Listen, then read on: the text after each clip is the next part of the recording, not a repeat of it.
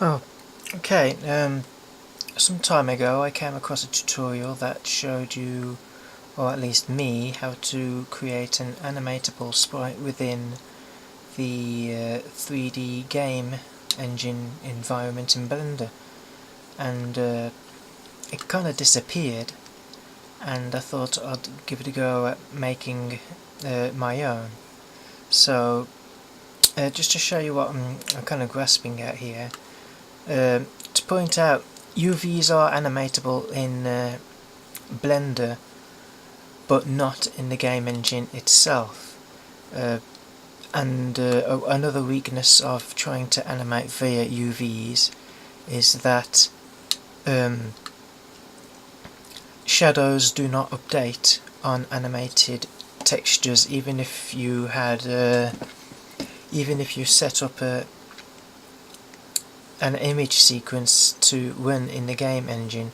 Only the first frame of the image sequence would project a shadow, and then the image would continue to animate, but the shadow would not update. So this shape key approach, which I'm going to show you, enables you not only to have a sprite animate in the 3D in the game engine, but also gives you updated shadow projection as well. If I just show you, this is a finished individual. It's only been set up to run after pressing a key, and then stops after lifting the key up. If I just press P to start it up. Now I should point out that you can set up an always sensor, so that the sprite always starts at the first frame. So right now what we're looking at is the base shape, and you don't really want that to see that in the beginning, but you can use an always sensor and then just tell it to start and stay at a particular frame at the beginning. But I'm just pressing a button and it's running the action, and it's a series of shape key animations. It's a mesh that's animating its shape, and it looks like it's the actual image that's animating. And I'm just going to show you how to set that up. I'm just going to come out of this.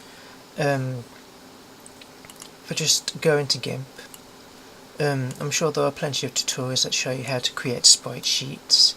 Basically they are it's a sheet where all the individual frames of animation are put onto a single image, and in this case I whipped a GIF animation of Yuri Sakazaki from King of Fighters, and when you open up a GIF image in GIMP, it appears as a load of layers, and I've just compressed it into a single image. And I'll just point out that to make things easier for you, what you would want to do is you want to use snapping. If I just show you the grid lines, basically go into snapping guide, is it configure, here we go. So the individual image width is 140 pixels wide, the individual height is 220 pixels tall. So putting these in here will enable each sprite frame that you pull in onto your canvas to snap in the right position as you're going along. And of course, when you're creating your canvas, you want to keep in mind how many rows of the animation you're going to be creating. So there's going to be 2 vertical rows, so you'd basically times the height by 2, so that would be 240 pixels tall, and then you times the width by how many individual frames you'd expecting it to accommodate. In this case it's 1, 2, 3, 4, 5, 6, 7, 8, 9 times 9, and I guess that's apparently 12, that is 1260 pixels wide. These are numbers that you want to keep in mind when you're going into Blender, because they will help a lot. If I just show you,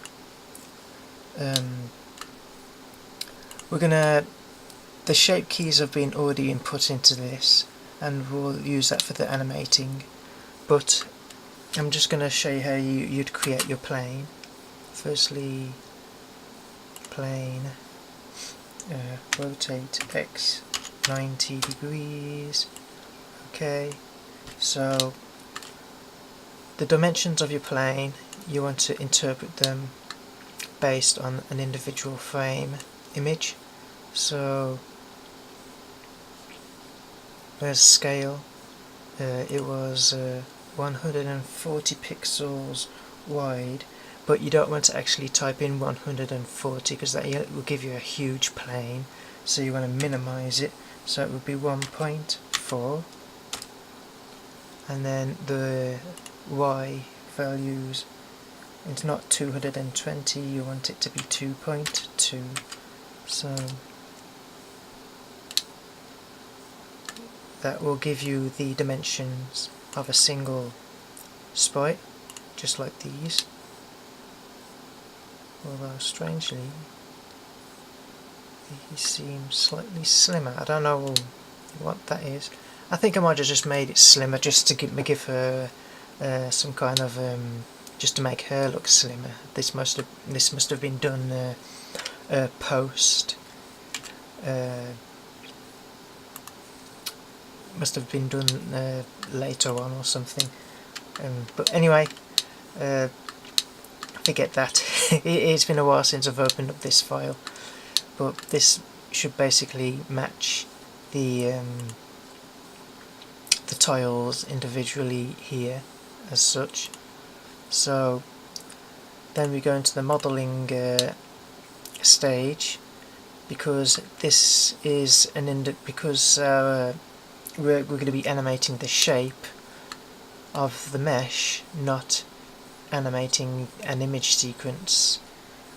We need to create individual faces which are going to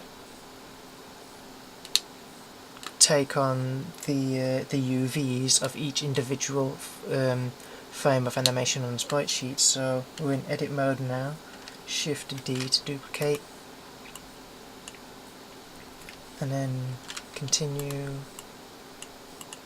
and then you can just select the lot if you want. What am I doing?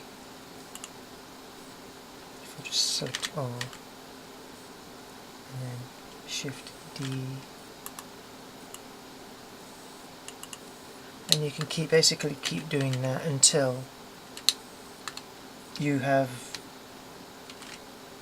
the equivalent amount of faces that your animation is going to require. I'm not going to count them, we're not going to be making this perfect, this is a rough. If I go into front view and orthographic, then we go into our UV window. I'm going to unwrap from view,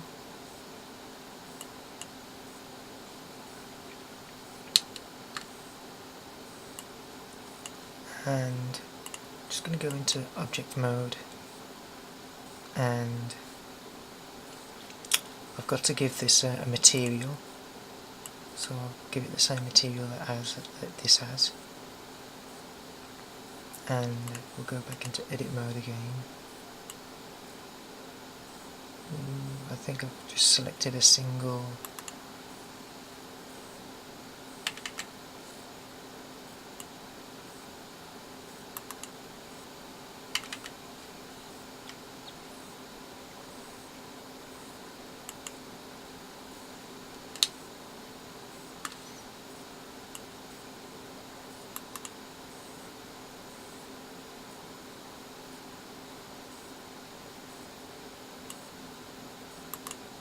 Hang on a minute, I'm just getting a tad bit lost here.